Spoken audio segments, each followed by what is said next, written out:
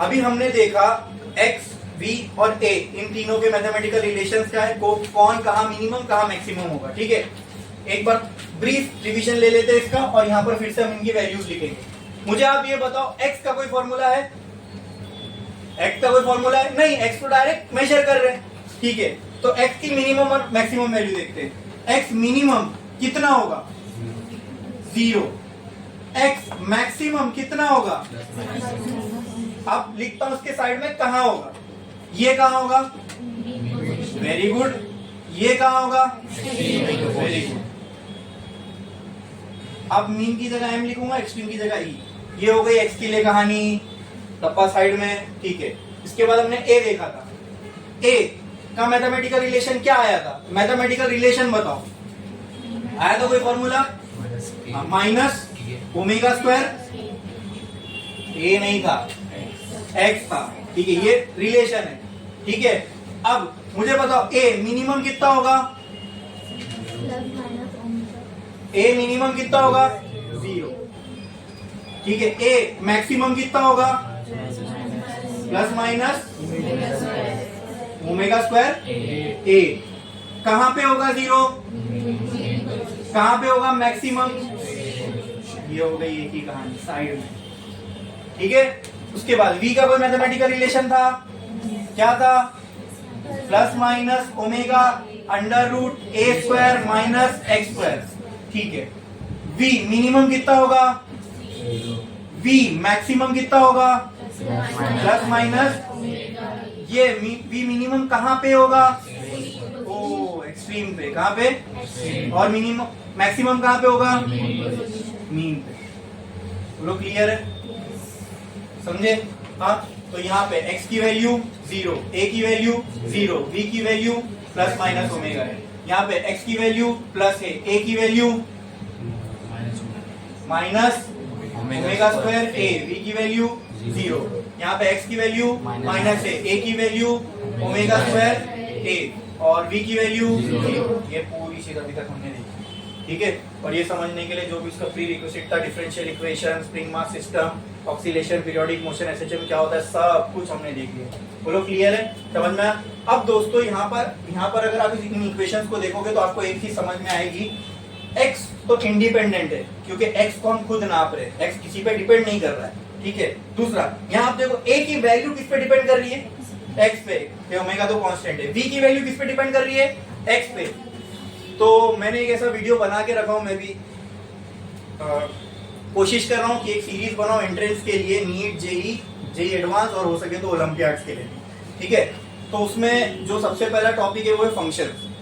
मतलब ये बहुत बेसिक टॉपिक है, इनको कोई टच नहीं करता, कोई नहीं पढ़ाता। ठीक है, इनके बिना भी हमारे प्रॉब्लम्स एमसीक्यू सॉल्व हो जाते हैं, लेकिन ये बहुत फंडामेंटल है फिजिक्स के। Functions, rate of change, calculus, differential calculus, integral calculus, और इनको जब आप बेसिक से समझोगे ना, इंटीग्रेशन वगैरह बहुत टफ लगता है हम लोग को, लेकिन जब ये आप इस लेवल पे जाके देखोगे ना, वो डेवलप कैसे हुआ, शुरुआत उसकी कहां से हुई, फंडामेंटल्स क्या उसके, खेलने लगोगे आप इंटीग्रेशन के साथ। इतनी आसान चीज है वो। ठीक है, हाँ, और उसके वजह से, उन सारी चीजों की वजह से फिजिक्स बहुत डेवलप हुआ है। तो जिन चीजों ने इतनी बड़ी अहम क्या बोलते हैं रोल निभाया है फिजिक्स को डेवलप करने के लिए, तो हमारा फर्ज बनता है ना उसको हम अच्छे से समझे। और अगर उसको अच्छे से समझोगे तो आपको फिजिक्स को अच्छे से समझने में आसानी होगी। ठीक है, तो यहाँ पर तो ये शॉर्ट में मैं आपको ये बताना चाह रहा था, वो फंक्शन वगैरह का मैंने वीडियो बनाया हूँ, उसमें ये क्लियरली मैंने बताया कि फंक्शन वगैरह क्या होता है। तो यहाँ पे वही चीज मैं थोड़ा सा ब्रीफ में बताने चाह रहा हूँ कि a किस पे डिपेंड कर रहा है? x पे। किस पे? तो यहाँ मैं बोल सकता हूँ a is a function of x, क्योंकि ये x पे डिपेंड कर रहा है। ठीक है, उसी तरह v किस पे डिपेंड कर रहा है? x पे। तो यहाँ पे मैं बोल सकता हूँ v is also function of x, यानी x की वैल्यू चेंज होगी तो v की वैल्यू चेंज होगी। x यहाँ पे इंडिपेंडेंट है इसलिए उसको इंडिपेंडेंट वेरिएबल बोलते हैं, v यहाँ पे x पे डिपेंडेंट है इसलिए उसको डिपेंडेंट वेरिएबल बोलते हैं। ठीक है, मैथ्स में ऐसा ये इंडिपेंडेंट डिपेंडेंट वाली कहानी नहीं होती है। फिजिक्स के टर्म्स में हमको इनको समझना पड़ता है, कौन इंडिपेंडेंट है कौन डिपेंडेंट है, तो चीजों को फिर उसको ग्राफ में भी प्लॉट करने में आसानी होती है। डिपेंडेंट वेरिएबल कौन से एक्सिस पे आएगा, इंडिपेंडेंट कौन से एक्सिस पे आएगा। ठीक है, अब ये हमने देखा, मतलब मैं आपको ये इससे ये समझाना चाह रहा हूं, यहाँ पे a और v जो है फंक्शन ऑफ x है। किसके? यानी a की इक्वेशन में आपको x दिखेगा, v की इक्वेशन में भी आपको x दिखेगा। अब जो मुझे इक्वेशन निकालनी है ए वी और टी की as a function of time निकालना है, as a function of time. इसका मतलब कि टाइम के, जैसे यहाँ पे फंक्शन ऑफ एक्स का मतलब क्या था, एक्स के चेंज होने पे ए में क्या चेंज आएगा, एक्स के चेंज होने पे बी में क्या चेंज आएगा। Now if I have to find these values as a function of t, इसका मतलब क्या, देखिए इसलिए मैंने कहा ना ये फंक्शन वगैरह बहुत इंपॉर्टेंट होते हैं, अगर कुछ समझ में आएगा तो बहुत क्लैरिटी से फिजिक्स समझ में आएगी। फंक्शन ऑफ टी, इसका मतलब क्या, टी के चेंज होने पे v में क्या चेंज आएगा, t के चेंज होने पे a में क्या चेंज आएगा, और t के चेंज होने पे x पे क्या चेंज आएगा। जब आप ये प्रोसेस चालू करोगे, जैसे मान लो स्प्रिंग को मैंने एक्सटेंड करके छोड़ दिया, तो टाइम भी तो चल रहा है ना, टाइम के साथ इनका वेरिएशन क्या होगा, अगर वो मुझे निकालना है तो वहां पे मैं टाइम के साथ x का चेंज देख रहा हूं, अब वहां पे v का भी टाइम के साथ चेंज देख रहा हूं और a का भी टाइम के साथ चेंज देख रहा हूं। तो अब मुझे, मैं ये नहीं, अभी मैं पर्पस समझा रहा हूं। अब मेरा जो पर्पस है वो क्या है, a v और x इन तीनों का चेंज, ये तीनों वेरी हो रहे हैं, these three are variables in case of SHM। जब भाई किसी इक्वेशन को, किसी मोशन को हमको एनालाइज करना होता है तो हम यही चेक करते हैं उसमें क्या चेंज हो रहा है, फिर उनकी इक्वेशन निकालते हैं, फिर किसी भी स्टेट पे उस इक्वेशन को आप अप्लाई करोगे तो उस स्टेट का आपको एग्जैक्ट वैल्यूज मिलेगी, ठीक है। अब उसी तरह हम लोगों को x, v और t, ये तीनों देखा हमने, x वेरी हो रहा है यहाँ से यहाँ, यहाँ से यहाँ, a वेरी हो रहा है, v वेरी हो रहा है, ये तीनों क्या है यहाँ पे वेरिएबल्स है, SHM के वेरिएबल्स है। क्या है, बोलो बोलो बोलो जबान से तो आपके दिमाग में बैठेगा, ये तीनों क्या है यहाँ पे, कौन कौन क्या क्या वेरी हो रहा है SHM में, x वेरी हो रहा है, v वेरी हो रहा है, a वेरी हो रहा है। क्या आप इस पे एग्री करते हो? yes. दिख रहा है आपको वेरी होता हुआ, ठीक है। अब अगर ये वेरी हो रहा है तो टाइम के साथ भी ये वेरी होगा। जब ये स्प्रिंग छोड़ दिया मैंने तो टाइम के साथ भी तो कुछ चेंज हो रहा है ना, टाइम भी तो आगे बढ़ रहा है और उसके साथ इनमें कुछ कुछ चेंज आ रहा है, x की वैल्यू चेंज होगी, a की, v की, ठीक है। तो अब मुझे इन तीनों की वैल्यू टाइम के साथ कैसी वेरी हो रही है ये निकालना है। तो क्या, ये तो हो गई आम जिंदगी, आम भाषा, ठीक है। और एक होती है मेंटोस जिंदगी, तो उसको अपने को अगर बोलना है, ऐसा सेम स्टेटमेंट है कि मुझे x की, v की, a की वैल्यू टाइम के चेंज होने पे कैसे चेंज होगी वो निकालना है। तो इसी को जब हम मेंटोस जिंदगी में बोलेंगे तो कैसा बोलेंगे, x, v और t as a function of time. भारी भारी वर्ड लग रहा है ना, फिर हम लोग साइंस पढ़ रहे थे, हाँ। तो कुछ नहीं है, फंक्शन ऑफ टाइम का मतलब टाइम के चेंज होने पे इन तीनों में क्या चेंज आएगा। तो ये चेंज पता करने के लिए हमको क्या लगेगी, इक्वेशन, x का चेंज टाइम के साथ कैसे होगा उसके लिए x की इक्वेशन चाहिए, v का चेंज टाइम के साथ कैसे होगा उसमें v की इक्वेशन चाहिए, और a का चेंज टाइम के साथ तो उसके लिए भी a की इक्वेशन चाहिए, और उस इक्वेशन में v और t आना चाहिए, x और t आना चाहिए, a और t आना चाहिए, जिसकी भी देखेंगे, ठीक है। चलो शुरू करते हैं पहले x से। तो लिखो, एक लाइन थोड़ा स्टार डालो और लिखो, equation of displacement x with respect to time, with respect to time, ये मैंने बहुत आम भाषा में लिखा, और इसी को अगर मैथमेटिकली लिखना होता तो equation of displacement as a function of time.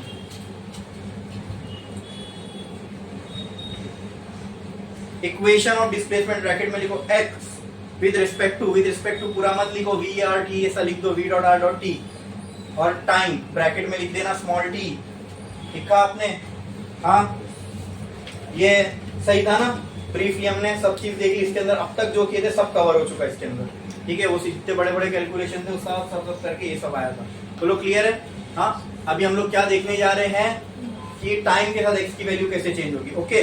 अब उसके नीचे एक लाइन छोड़ो, अब ये भी एक चीज मैं आपको बताता हूँ, अब हमको ये भी समझ के चलना पड़ेगा हम मोशन स्टार्ट कहाँ से कर रहे हैं, ठीक है, क्योंकि वो भी दिखाऊंगा। अगर मैं पार्टिकल को मीन से स्टार्ट कर रहा हूं तो इक्वेशन अलग आएगी, एक्सट्रीम से करूंगा तो अलग आएगी, करके भी दिखाऊंगा, ठीक है।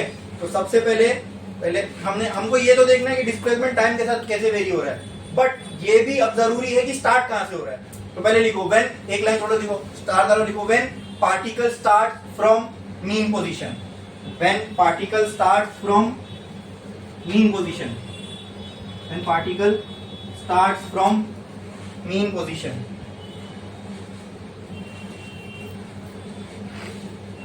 when particle starts from mean position। देखा आपने इतना, ठीक है। तो तो उसके नीचे अब हम लोग स्टार्ट करें v इक्वल टू, हमें इक्वेशन आई थी plus minus omega under root ए स्क्वायर माइनस एक्स स्क्वायर। क्या ये अभी आई थी हमको इक्वेशन, आखिरी डेरिवेशन इसका ही किया था हमने, इसी को लेके आगे बढ़ते हैं। ठीक है, नाउ टेल मी, क्या है राइट, x की इक्वेशन निकालना ना, तो x का टर्म चाहिए, तो क्या मैं v को dx by dt लिख सकता हूँ, x का टर्म आ गया, v को मैं dx by dt लिख सकता हूँ, यहाँ आ जाएगा plus minus omega under root ए square minus x square, bracket में v इक्वल टू dx बराबर dt होता है। तो क्लियर है, क्या निकालना है, x, क्या निकालना है, as a function of time, time को वहां फेंक दो x, और सिंपल सी बात है, जो निकालना होता है वो एक साइड रखते हैं, बाकी सबको दूसरी जगह फेंक देते हैं। ये हो गया dx is equal to plus minus omega under root, अरे देखो ना यहाँ पे x का टर्म है, तो x वाले टर्म एक साइड ले लेते हैं हम लोग। तो एक काम करता हूँ मैं, इसको ऐसा लिख देता हूँ, चलो dx upon under root A square minus x square is equal to plus minus omega dt। क्या मैंने कुछ गलत किया? नहीं, x के टर्म्स को एक साइड ले लिया, t के टर्म्स को एक साइड ले लिया, ठीक है।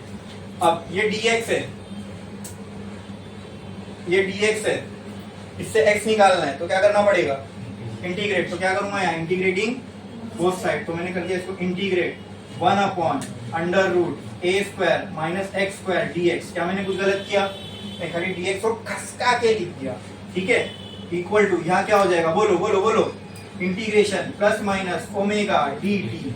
अब यहाँ पे इंटीग्रेशन किसके रेस्पेक्ट में हो रहा है, dt के, तो t का कोई टर्म है क्या यहाँ? नहीं, ओमेगा तो कांस्टेंट है, कहाँ जाएगा, इंटीग्रेशन के बाहर। Integration 1 upon under root A square minus x square dx equal to क्या आ जाएगा, प्लस माइनस ओमेगा, अंदर क्या बचा, चलो अब लिमिट लगाते हैं इसको, लिमिट लगाएंगे तो इसके लिए अच्छा हो जाएगा, फिर टेंशन नहीं हम लोग को, कांस्टेंट नहीं आएगा इंटीग्रेशन का, ठीक है। हाँ, हमने अभी देखा, अभी हेडिंग लगाई कि हम जो इक्वेशन निकाल रहे हो किसके लिए निकाल रहे हैं, when particle starts from, if particle start from mean position what will be the value of x। Yes, तो इनिशियल वैल्यू तो हमको x की मालूम है, तो x कहां से शुरू हो रहा है, तो लोअर लिमिट में 0 लिख देता हूं। कहां जा रहा है मुझे नहीं पता, फाइनल पोजीशन कुछ भी हो सकती है, मैं a भी ले सकता हूं, लेकिन चलो ना अननोन के टर्म्स में निकालते हैं, कहीं पे भी जाए, 0 से चालू हो रहा है, मुझे ये नहीं पता यहां जा रहा है, यहां जा रहा है, कहीं भी जा सकता है, ठीक है। लेट्स से कहीं भी जाएगा, उसकी फाइनल वैल्यू क्या है, x, कहां जाके रुका, x पे, क्या नहीं पता, अननोन के टर्म्स में, ठीक है, मत लिखो, ठीक है। चलो देखते हैं, जब x 0 है तभी मैंने ये पूरी कहानी स्टार्ट किया, तो मान लेते तभी t भी क्या होगा, 0। जब x की वैल्यू x है तब t की वैल्यू कुछ भी हो सकती है, t, मैं बोलो क्लियर है। तो ये लिमिट लगाना मुश्किल था, लिमिट लगाना अगर सीख गए ना इंटीग्रेशन में, ये सब बेसिक कैलकुलस में होता है, ठीक है। अगर तुम लिमिट लगाना सीख गए ना, एक बहुत बड़ी चीज उसमें हल हो जाती है, कांस्टेंट ऑफ इंटीग्रेशन नहीं आएगा, फिर उसको निकालना अलग से नहीं पड़ेगा, यहीं पे लिमिट लगा के खत्म, ठीक। और कुछ मुश्किल नहीं है, अभी हमने देखा कुछ मुश्किल था लिमिट लगाना नहीं, तो सिनेरियो उसको देख के लिमिट चिपका दो बस। हाँ, ये एक चीज डिफिकल्ट हो सकती है, integration of 1 upon A square minus x square, ये क्या होता है, 1 अपॉन, अगर ऐसा कहीं टर्म आ गया ए स्क्वायर माइनस एक्स स्क्वायर, तो इसका इंटीग्रेशन क्या होता है, ये शायद आप लोग को नहीं मालूम होगा, तो ये मैं डायरेक्ट आपको फॉर्मूला बता देता हूँ। इसका इंटीग्रेशन होता है sine inverse x by a। इतनी ये पीस ऑफ इंफॉर्मेशन आपको नहीं मालूम होगी, शायद बहुत लोग को ये मालूम होना चाहिए, ठीक है। तो यहाँ हम कोई मैथ्स के डेरिवेशन तो कर नहीं रहे कि यहाँ ये कहाँ से आया, क्यों आया, ये जब भी ऐसा कहीं दिखे 1 अपॉन अंडर रूट में 2 टर्म, जब भी कहीं ऐसा दिखे, इंटीग्रेशन सीधा वो लिख देना। आई बात समझ में?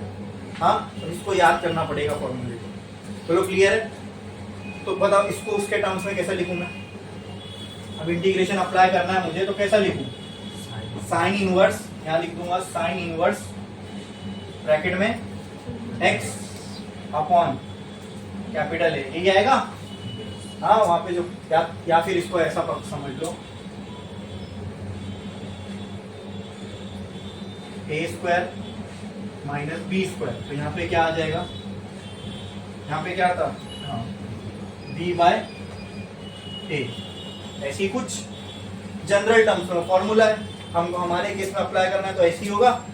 अरे बोलो, हाँ, लिमिट अप्लाई करो 0 से लेके x इक्वल टू, यहाँ क्या बचेगा, प्लस माइनस ओमेगा, इसको integration of 1 with respect to t होगा 0 से लेके t तक, ठीक है। अब लिमिट अप्लाई करो, अपर लिमिट अप्लाई करो तो ये क्या हो जाएगा, sine inverse upper limit x by a minus sine inverse 0 by a, यही होगा। अरे बोलो, equal to plus minus omega upper limit t minus lower limit 0। ठीक है, मुझे बताओ साइन इनवर्स 0 का मतलब क्या होता है, यानी साइन की कौन सी वैल्यू पे, चलो 0 अपॉन ए क्या होगा, 0, क्या होगा, तो ये क्या आने वाला है, साइन इनवर्स 0। साइन इनवर्स 0 का मतलब क्या, मुझे बताओ, इसका मतलब ये होता है वो एंगल बताओ जहां पे साइन की वैल्यू 0 होती है, क्या होती है, 0 पे भी तो होगी।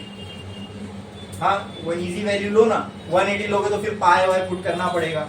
ठीक है, हाँ, तो मैं जो कैलकुलेशन में सबसे इजी वैल्यू वही ले रहा हूँ। साइन इनवर्स 0 का मतलब क्या, तुमको ये बताना है कि ये बताओ कि साइन 0 कौन से एंगल पे होगा। इनवर्स का मतलब वही होता है, इंग्लिश में बोला जाए इसको, इसका मतलब क्या, तो ये पूछ रहा है साइन की वैल्यू 0 कब होगी, तो 0 पे होगी। आई बात समझ में, तो साइन इनवर्स 0 का आंसर क्या हो जाएगा, तो ये पूरा टर्म 0, क्या बचा यहाँ पे, sine inverse x by a is equal to, वहां पे क्या आ जाएगा, प्लस माइनस ओमेगा टी, यही बचेगा ना भाई, 0 तो चपल। बोलो क्लियर है, बोलो क्लियर है, हाँ, x बाय a। अब साइन इनवर्स उधर जाएगा तो ये क्या हो जाएगा, x upon a is equal to sine plus minus omega T. बोलो क्लियर है, बोलो क्लियर है। अच्छा,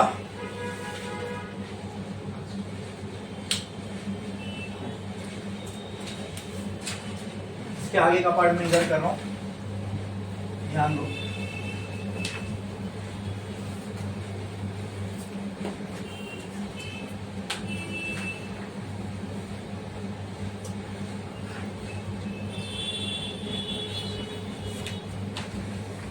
अब मुझे ये बताओ, क्या मैं इसको ऐसा लिख सकता हूं, x is equal to sine plus minus omega T ना, तो sine x by a is equal to ऐसा लिख सकता हूं साइन ओमेगा टी, और x by a is equal to minus sine omega T, क्योंकि sine minus theta minus sine theta होता है। हाँ, तो दो तरीके से इसको लिख सकता हूं, कहना write x equal to a sine omega T और x equal to minus a sine omega T. बोलो क्लियर है, बोलो क्लियर है। अब बोलोगे सर, ओ अच्छा, क्या चाहिए था, इक्वेशन चाहिए थी of x in terms of, check करो, a constant, omega constant, a constant, omega constant, बचा क्या, ये इक्वेशन x चाहिए था किसके टर्म्स में, आ गया।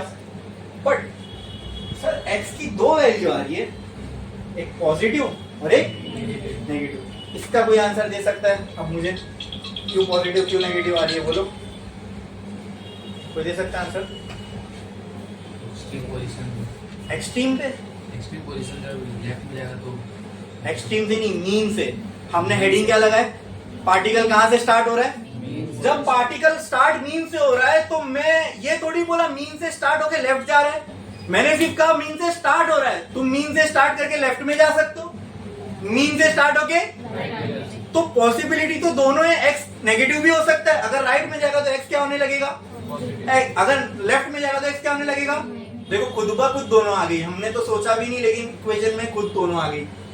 हाँ हाँ, ठीक है। तो इसकी जनरल अगर इक्वेशन बोले हम लोग, जनरल इक्वेशन, ठीक है, अगर नेगेटिव साइन नहीं लिखना है तो s equal to a sine omega t होता है अगर particle is starting from mean position.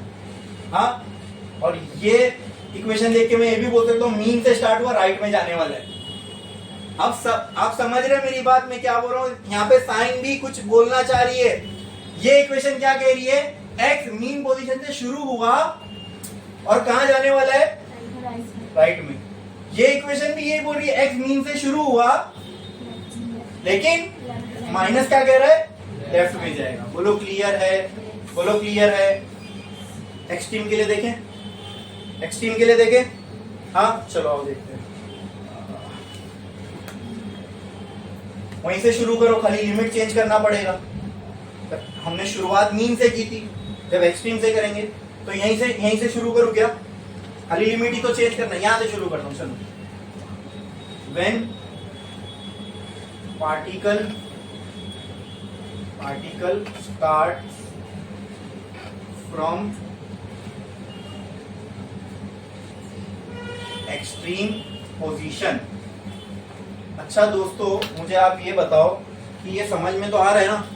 इसमें किसी को कोई डाउट तो नहीं है ना? इंटीग्रेशन ये सारी चीजें काफी ज्यादा आ रही है, तो इसके अंदर किसी को ऐसा तो नहीं ना नहीं समझ में आ रहा है? यहाँ कोई हम लोग बहुत भारी इंटीग्रेशन कर भी नहीं रहे, ठीक है?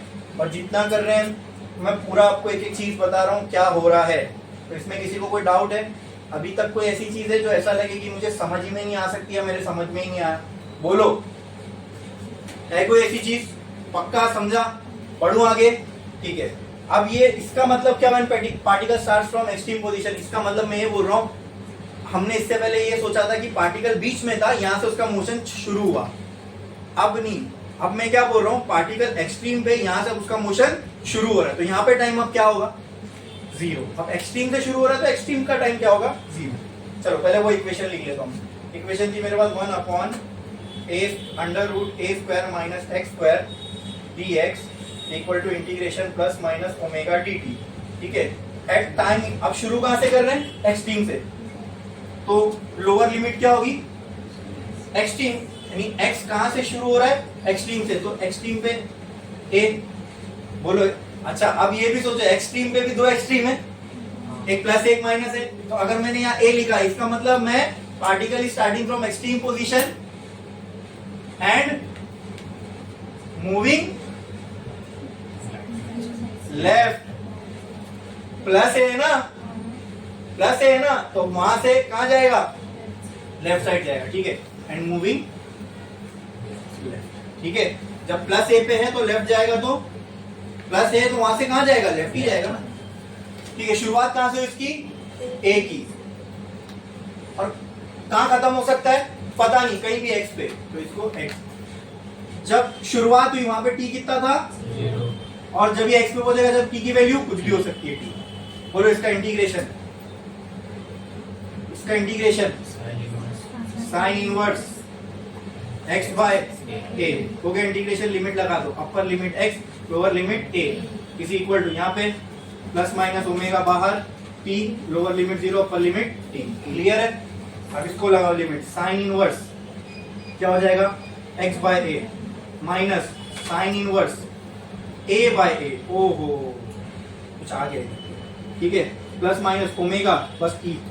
क्लियर है ना? अब 0 0 नहीं लिख रहा हूं। अब ये क्या हो जाएगा? 1। तो मुझे बताओ साइन इनवर्स 1 का मतलब क्या? हाँ, साइन इनवर्स 1 का मतलब, पहले इसको हिंदी में बोले, कहना क्या चाहता है? मतलब ये कहना चाह रहा है, मुझे बताओ साइन के कौन से थीटा पे वैल्यू 1 आती है? 90 पे आती है, तो मैं लिख दिया π/2। तो यहां पे मैं क्या ये लिख सकता हूं? Sine inverse x by A minus π/2 is equal to plus minus omega T. बोलो क्लियर है? हाँ, now can I write this sine inverse x by A is equal to plus minus omega T plus π/2। अरे बोलो बोलो। अब इसके भी दो पहलू हो सकते हैं, वो क्या? साइन इनवर्स, अच्छा चलो इसको पहले मैं वहां फेंक देता हूं। इसको क्या मैं ऐसा लिख सकता हूं? x by A is equal to sine inverse, वहां जाएगा तो इनवर्स हट जाएगा, यहां क्या बचेगा? Plus minus omega T plus π/2। बोलो इतना क्लियर है? हाँ, अब इसको भी दो भाग में तोड़ना पड़ेगा, ठीक है? पहले कर लो, ये इतना कर लो, यहां तक कर लो, यहां तक बस।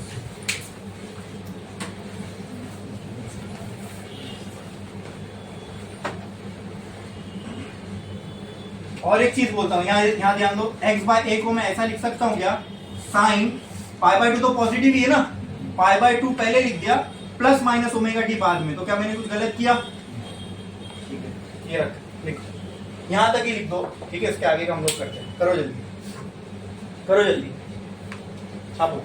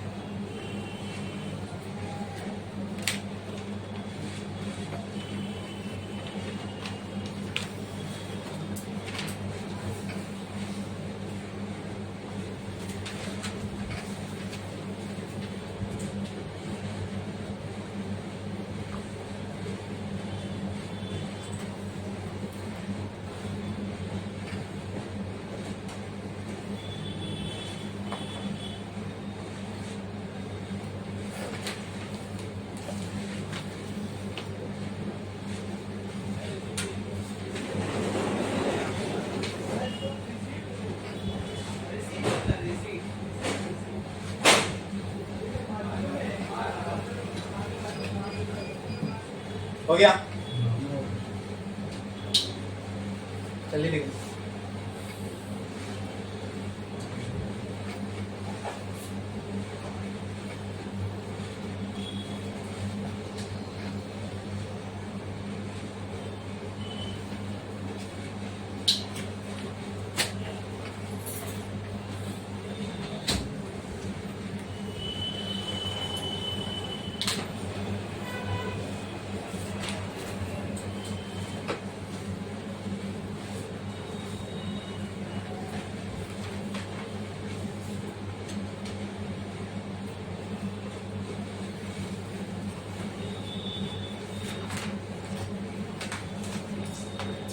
हो गया लिख के?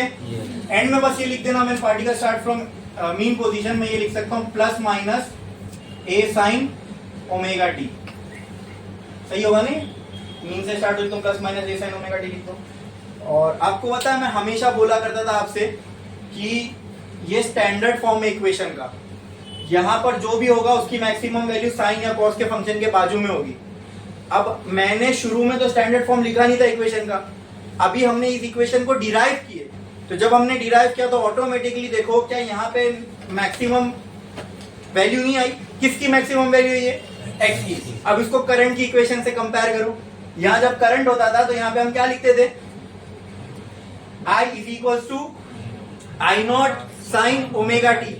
जब E होता था तो हम क्या लिखते थे? E नॉट साइन, यानी ये या मतलब अच्छा अगर यहाँ Q होगा तो यहाँ पे क्या आएगा?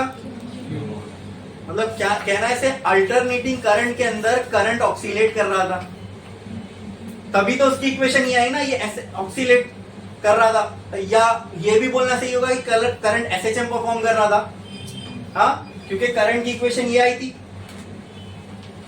ईएमएफ भी एसएचएम परफॉर्म कर रहा है। अब देखो करंट ईएमएफ ये कोई पार्टिकल नहीं है, लेकिन उनकी इक्वेशन ही एसएचएम जैसी आ रही है, मतलब मैं ये कह सकता हूं कि वो एसएचएम परफॉर्म कर रहे होंगे। समझे? इस तरीके से फिजिक्स में हम ये सारी चीजों को समझते हैं। बोलो क्लियर है? हाँ, यहां तक समझा? अब ये मैं मिटा रहा हूं, आगे का पार्ट देखो।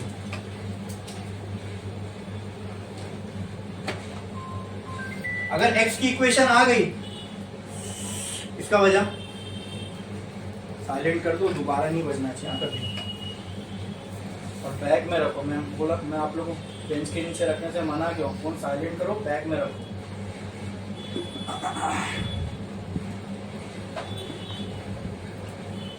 ध्यान दो इधर। ये इक्वेशन यहाँ तक समझ में आई थी? अच्छा, अब आप मुझे बताओ क्या मैं इसको ऐसा लिख सकता हूँ x by A is equal to sine omega T plus pi by 2, और x by A is equal to sine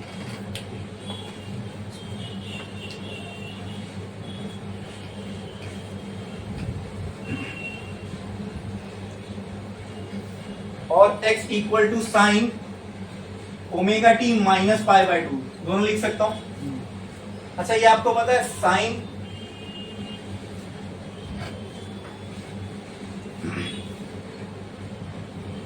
pi by 2 plus theta हो या sign pi by 2 minus theta हो, ठीक है, दोनों की वैल्यू क्या आती है? Cos theta. क्लियर? अच्छा, इसको तो मैं ऐसा लिख सकता हूं, देखो ये वाली वैल्यू को x by A is equal to sine pi by 2 plus omega T. बोलो क्लियर है? हाँ, बोलो क्लियर है? तो यार यहाँ पे ये वाली इक्वेशन लिखना था, ये वाली इक्वेशन को स्प्लिट करके लिखना, पाई by 2 plus omega T, pi by 2 plus omega T, और यही इसी को मैं और क्या लिख सकता हूँ? पाई बाय 2 माइनस ओमेगा टी। क्या लिख सकता हूँ? पाई बाय 2 माइनस ओमेगा टी। बोलो क्लियर है? इतना बोलो क्लियर है? yes. हाँ, समझे ना? ये इक्वेशन को मेरे को दो पार्ट में लिखना था। तो sign pi by 2 plus theta भी कॉस थीटा होता है, sign pi by 2 minus theta. तो आप मुझे बताओ इसकी जगह पर क्या आएगा? x by A is equal to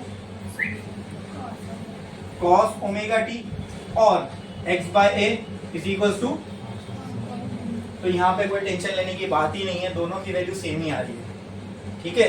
ठीक है, तो मैं डायरेक्टली इसको ऐसा लिख सकता हूं कि x by a is equal to sine inverse pi by 2 plus minus omega t. ये डायरेक्टली क्या हो जाएगा, sine inverse cos omega T. बोलो क्लियर है? तो कहना है write x equal to a cos omega t. हाँ, ये किसकी इक्वेशन आई? x की। कब आई? जब particle start from extreme position, ठीक है, एंड मूव टुवर्ड लेफ्ट। इससे अच्छा मैं क्या लिखता हूं मालूम है? When particle start from right extreme position, ये ज्यादा बेटर है, ठीक है। तो आप लोग मुझे बताओ, अगर यहाँ पे प्लस a आया है, ठीक है, जब पार्टिकल राइट एक्सट्रीम से स्टार्ट कर रहा है,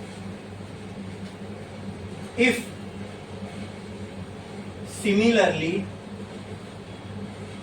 similarly if particle starts from left extreme position,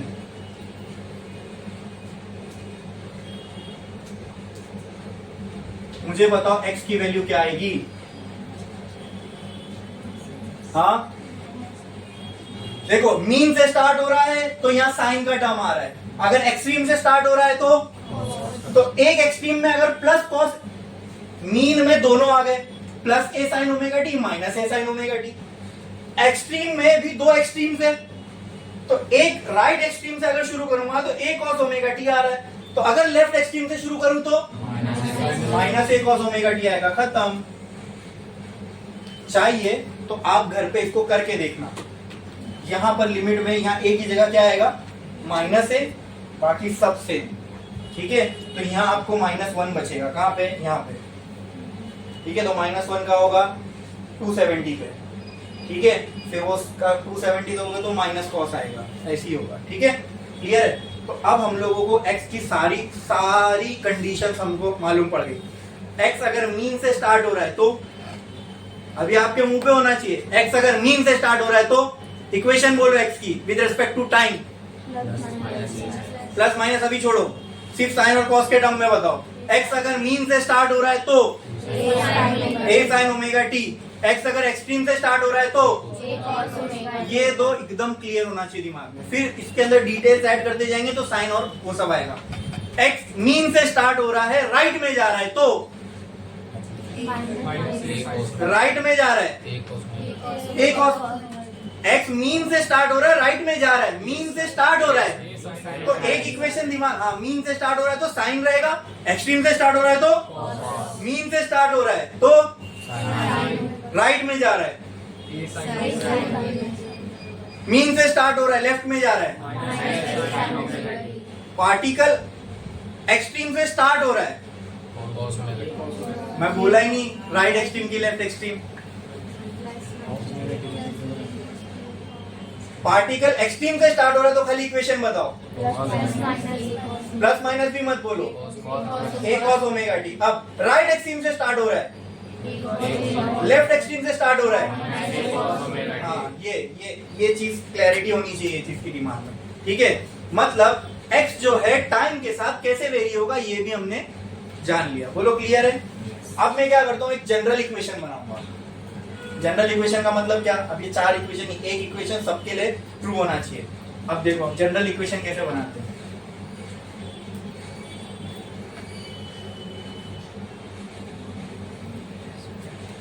of x with respect to time. अब समझो, x is equal to a sine, ठीक है, ओमेगा टी। अच्छा, अगर आपने गौर किया होगा तो कॉस में तो ये बाद में टर्म, तो ये साइन में पहले से थी, हाँ, साइन में पहले से थी। इसको मैं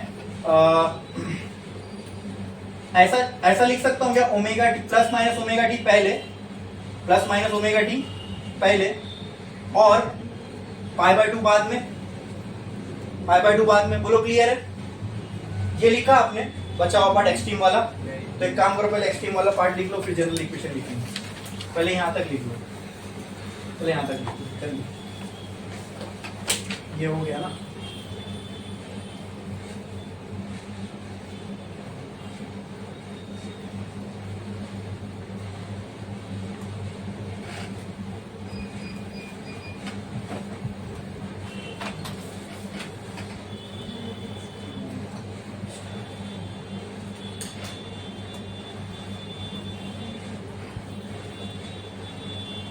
चलो जल्दी।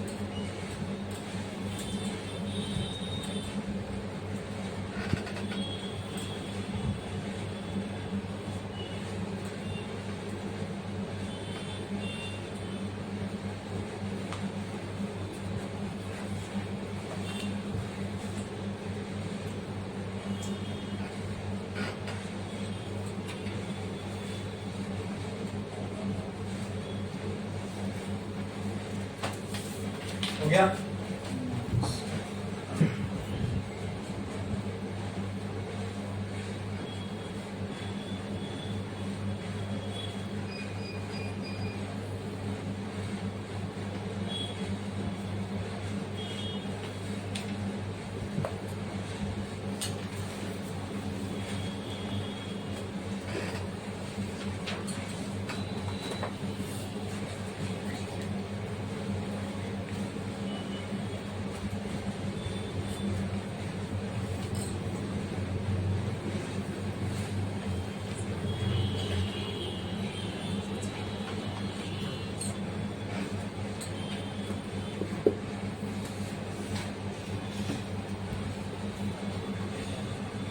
अब इसकी जनरल इक्वेशन कैसे बना सकते हैं हम लोग, देखो यहाँ पे अगर आपने देखा होगा x की इक्वेशन, अगर मैं a को यहाँ फेंक देता तो x की इक्वेशन थी तो साइन के टर्म्स में, उसमें ओमेगा टी भी ऑलरेडी था, खाली यहाँ एंगल ऐड या सब्ट्रैक्ट हो रहा था। यहाँ हमने देखा एक या तो ओमेगा टी प्लस हो रहा है, ओमेगा टी के साथ पाई बाय 2 प्लस होगा, या फिर माइनस हो रहा है, ठीक है, या सॉरी पाई बाय 2 के साथ ओमेगा टी प्लस हो रहा है या माइनस हो रहा है। अच्छा, मीन पोजीशन वाली इक्वेशन क्या थी इसकी, x equal to plus minus a sine omega t, ये थी ना, इसमें प्लस ये फाई ऐड कर दो बस। अब इसको चेक करो, क्या ये सारी इक्वेशंस को सेटिस्फाई कर रहा है क्या, नहीं, ठीक है। लेकिन ये कब समझ में आएगा, तब जब आपको मालूम पड़ेगा ये क्या है। इस फाई को बोलते हैं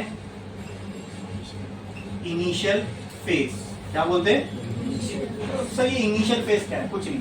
इनिशियल फेज का मतलब ये है कहां से स्टार्ट हो रहा है, वो कहां से स्टार्ट हो रहा है उसको, और ये पूरे को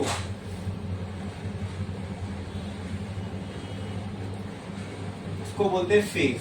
क्या बोलते हैं? ये पूरा फेज। इसका मतलब क्या? इस वक्त जो पार्टिकल है ऑक्सीलेट कर रहा है, उस वक्त उसकी पोजीशन क्या है एंगल के टर्म्स में, वो होता है फेज। इनिशियल का मतलब कहां से स्टार्ट हुआ, कहां से स्टार्ट हुआ वो वाला एंगल। फेज का मतलब राइट नाउ कौन सी एंगल पे है वो। बोलो क्लियर है? अच्छा मुझे आप बताओ, मीन पोजीशन वाला चेक करो, x वर्सेस t, ठीक है? मीन पोजीशन की इक्वेशन क्या आई थी? x equal to plus minus a sine omega t। बोलो क्लियर है? हाँ, तो शुरुआत इसकी कहां से होगी? अच्छा t के रेस्पेक्ट में देखना है ना मुझे, t के रेस्पेक्ट में। तो मान लो, अच्छा ये साइन का टर्म है, जो ये इक्वेशन है ये साइन को फॉलो कर रही है। क्या ये x की इक्वेशन साइनोसॉइडल इक्वेशन है? ये x t पे डिपेंड कर रहा है। ये इक्वेशन कब आई थी? जब t की वैल्यू शुरुआत में क्या थी और x की वैल्यू क्या थी? x की वैल्यू क्या थी शुरू में? अरे हमने जब इसको सॉल्व किया था तो t की वैल्यू शुरू में क्या ली थी? 0। बराबर बराबर। तो चलो t इक्वल टू 0 पे x की भी वैल्यू क्या है? क्योंकि स्टार्ट कहां से किया हमने? मीन पोजीशन से ना। हाँ चलो, तो दोनों कहां से स्टार्ट होगा? 0 से। कहां से? इतना बड़ा 0 से स्टार्ट होगा, तो साइन है तो ऐसे बनेगा। साइन, अगर ये इक्वेशन साइन लॉ को साइन को फॉलो करी तो इनका ग्राफ ऐसे ही बनेगा। ये हो गई एक साइकिल। मुझे बताओ ये एक साइकिल कंप्लीट करने में जो टाइम लगता है उसको क्या बोलते हैं? Capital T. तो आधा जो टाइम लगेगा उसको t/2। अब ये याद रखो, ये मैंने क्या बनाया, ये जो वेव बनाया मैंने, किसकी वेव है? किसकी वेव है? साइन की वेव है। और किसके लिए है? x के लिए। x क्या परफॉर्म कर रहा है? SHM। क्या? तो ये किसकी वेव हुई? नहीं, SHM कोई वेव है ही नहीं। ये SHM कोई वेव नहीं है, ठीक है? SHM को जब हम ऐसा बनाते हैं, हम पार्टिकल के मोशन को रिप्रेजेंट कर रहे हैं। SHM कोई वेव नहीं है, SHM कोई वेव नहीं है, ये SHM का ग्राफ है। कोई पार्टिकल जब SHM कर रहा होगा तो उसका ये ग्राफ है। SHM कोई वेव, ये याद रखो, वेव बहुत अलग चीज है, बहुत अलग कॉन्सेप्ट है वेव। SHM कोई वेव, SHM क्या है? मोशन है। SHM क्या है? मोशन। ये उस मोशन का ग्राफ है, ये उस मोशन का। चलो चेक करो इस इक्वेशन में डाल के, जब t 0 होगा x क्या आना चाहिए? t 0 होगा तो ये पूरा टर्म 0, साइन 0 0, x की वैल्यू 0, x की वैल्यू 0। आगे बढ़ो, t की वैल्यू t/2 रखो, t की वैल्यू t/2 रखो यहाँ पे, है ना? तो फिर से क्या आना चाहिए? x की वैल्यू 0। चेक करो, t की वैल्यू t/2 रखो, ओमेगा क्या आ जाएगा? 2 पाई बाय कैपिटल T। ये हो जाएगा t/2, t कैंसिल, 2 कैंसिल, बचा क्या? Sine pi, sine pi again 0 0, x क्या आ रहा है? 0। ये क्या था? ये क्या था? t/4। t/4 पे x की वैल्यू क्या आनी चाहिए? मैक्सिमम। मैक्सिमम मतलब a क्या आनी चाहिए? ये क्या था? 3t/4। ये क्या था? 3t। अरे ये सब याद है ना? ये 3t/4 क्यों होगा? यहाँ पे x की वैल्यू क्या आनी चाहिए? -a। चेक करें, पुट करो। ऐसा नहीं देखे होंगे कभी आपने ये ग्राफ को, ठीक है? x equal to a sine omega, t की जगह क्या पुट करा मैंने? t/4। ओमेगा की जगह क्या आएगा? 2 pi by capital T। t cancel, 2 1 2 2 क्या बचा? पाई by 2, sign pi by 2 1, sign pi by 2 1, ठीक है? तो अगर मान लो ये पॉजिटिव साइड में चल रहा है तो मैं नेगेटिव वैल्यू को नहीं ले रहा हूँ, ठीक है? अगर साइन पाई बाय 2 की वैल्यू 1 आई तो x की वैल्यू क्या आ जाएगी? a। बोलो क्लियर है? बोलो क्लियर है? अच्छा, अगर मैं पॉजिटिव नहीं भी पकड़ूं तो x की वैल्यू दोनों आ रही है प्लस माइनस a। इसका मतलब क्या कि x या तो ऐसा ग्राफ हो सकता है या तो ऐसा ग्राफ हो सकता है। प्लस a मतलब या तो ऐसा जा रहा शुरू होगा, माइनस से आ रहा है तो ऐसा होगा। समझे? क्लियर है? समझ में आया? तो इसलिए वो क्वेश्चन में बोला जाता है कि starting from mean moving towards right, तो इसलिए माइनस वाली आप लोगे ही नहीं, तो ग्राफ ऐसा ही बनेगा। बोलो क्लियर है? मतलब ये पूरा फील दे रहा हूं मैं आपको कैसे ग्राफ से ये इक्वेशन, ये ग्राफ क्यों बनता है ऐसी इक्वेशन का, एक एक वैल्यू को अगर आप प्लॉट करोगे ना तो यही ग्राफ आएगा। बोलो क्लियर है? अब ये इक्वेशन सबको सेटिस्फाई करना चाहिए, ठीक है। इनिशियल फेज का मतलब क्या? शुरुआती एंगल, ठीक है। शुरू कहां से हुआ ये? अगर मान लो कि लेट से अगर मैं ये फेज की वैल्यू को π/2 मानूं, क्या मानूं? तो जब हमने फेज की वैल्यू π/2 लिखी तो इक्वेशन क्या आई थी? cos omega T. cos omega T बोलो। अच्छा,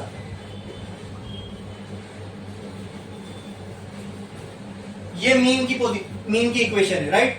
मीन की इक्वेशन है और कहां से स्टार्ट हो रही है? कहां से स्टार्ट हो रही है? मीन की इक्वेशन है, कहां से स्टार्ट हो रही है? मीन से। कहां मूव हो रही है? राइट में। कहां पे? तभी ये वाली इक्वेशन आएगी।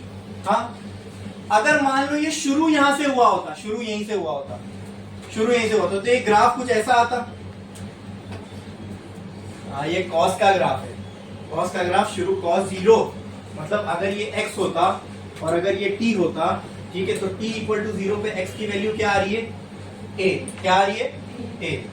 तो यहाँ पे पुट करो t इक्वल टू 0, तो cos 0 क्या हो जाएगा? 1। x की वैल्यू क्या आ जाएगी? a। ये कब हुआ? जब साइन के बाजू में π/2 था। ये कब हुआ? जब साइन के बाजू में। तो साइन के बाजू में अगर मैं π/2 लगा दूं तो ये इक्वेशन आनी चाहिए, मतलब ग्राफ ये बनना चाहिए। लगाओ यहाँ ओमेगा टी प्लस π/2, तो इसको मैं π/2 प्लस ओमेगा टी लिख सकता हूँ, and π/2 plus omega T is nothing but cos omega T. तो x की इक्वेशन क्या आ जाएगी? Plus minus cos omega T. और ये दोनों के लिए ट्रू है, π/2 प्लस भी वो cos में होगा और माइनस भी cos में होगा, और यहाँ पर प्लस माइनस दोनों आ रहा है, मतलब एक बार हो सकता है cos ओमेगा टी पॉजिटिव के लिए और एक बार नेगेटिव के लिए। बोलो क्लियर है? बोलो क्लियर है? समझ में आया? ये हो गई जनरल इक्वेशन। जनरल इक्वेशन में खाली हमने क्या ऐड किया? ये एंगल फाई। आई बात समझ में कि नहीं आया? बोलो। हाँ, अगर मैं यहाँ पे π/2 ऐड कर तो इसी तरह आप यहाँ पर कोई भी एंगल ऐड कर दो तो उस पर्टिकुलर सिचुएशन पे x की क्या वैल्यू है ये इक्वेशन दे देगी, ठीक है। ये वाली वैल्यू चेक करें। इसके लिए t की वैल्यू 0 अगर यहाँ पे मैं रखूं तो a क्या आना चाहिए? माइनस x क्या आना चाहिए? माइनस a, मतलब ग्राफ यहां से शुरू होगा। ग्राफ यहां से शुरू होगा, बराबर? हाँ, बराबर ना? तो यहाँ पे इनिशियल फेज क्या है? माइनस π/2, दिख रहा है? माइनस, तो यहाँ फाई की जगह माइनस π/2 रखो तो क्या आएगा? ये इक्वेशन आएगी। ये इक्वेशन हो जाएगी a sin omega T minus π/2। क्या आएगी? अरे यहाँ पर क्या आएगा? यहाँ पे क्या आएगा? माइनस π/2। माइनस π/2 पहले लिखो, ओमेगा टी बाद में लिखो। उसके लिए आपको क्या करना पड़ेगा? माइनस बाहर फेंकना पड़ेगा। माइनस बाहर फेंकना पड़ेगा। माइनस आप बाहर फेंकोगे तो ये माइनस यहाँ लग जाएगा और अंदर क्या बचेगा? Sine π/2 minus omega T. And sine π/2 minus omega T क्या होता है? Cos omega T. और माइनस कहाँ आ गया? बाहर। मतलब ये वाली इक्वेशन हमने जितनी भी इक्वेशन की है वो सबको सेटिस्फाई कर रही है। आई बात समझ में? क्लियर है? यानी ये इक्वेशन से आप कोई भी इक्वेशन निकाल सकते हो। क्लियर है? समझ में आया? तो इतना समझ लो इसको अगर मैं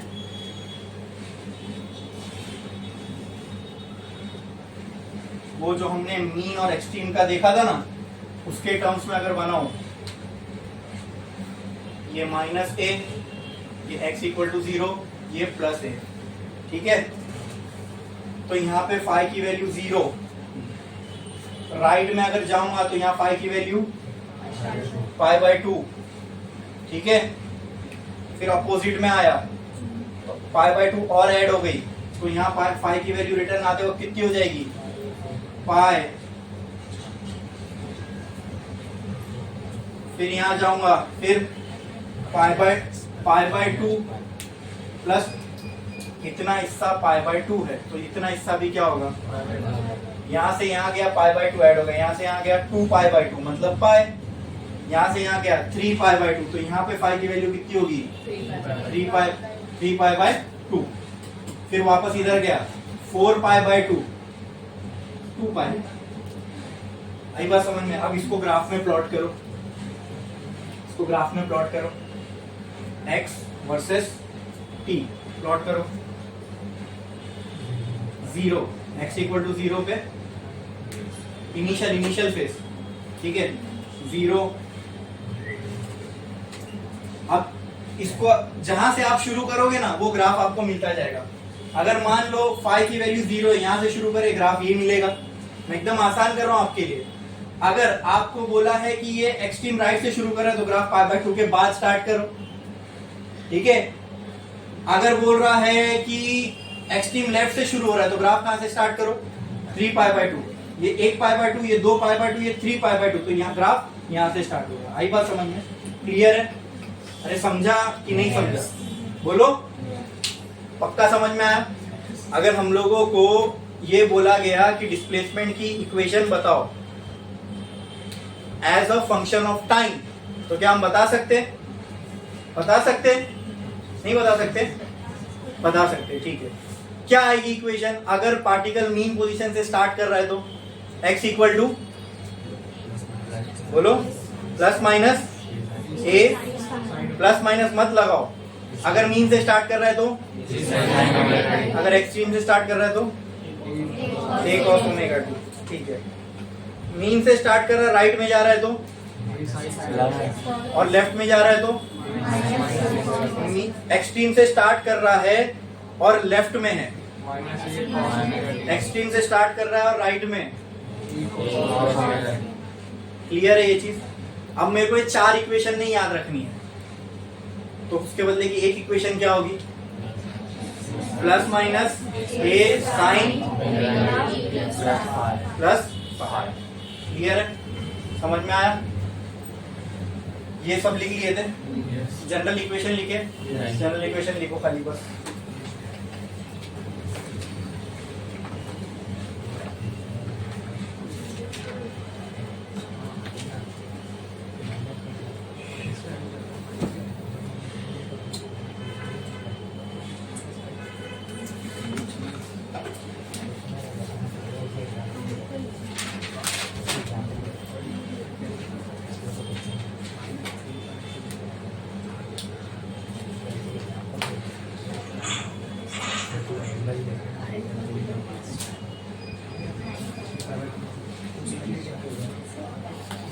अब ये इक्वेशन तुमको x के साथ और t के साथ जो x का रिलेशन है वो दे देगी, ठीक है। साथ साथ ये भी कांस्टेंट है, शुरू में जो वैल्यू रहेगी एक ही बार फिक्स हो जाएगा, ठीक है। और इसके चेंज से ये इक्वेशन चेंज हो सकती है। अगर इसकी वैल्यू पाई बाय 2 होगी तो ये पूरी टर्म वैसे आ जाएगी। बोलो क्लियर है? हाँ,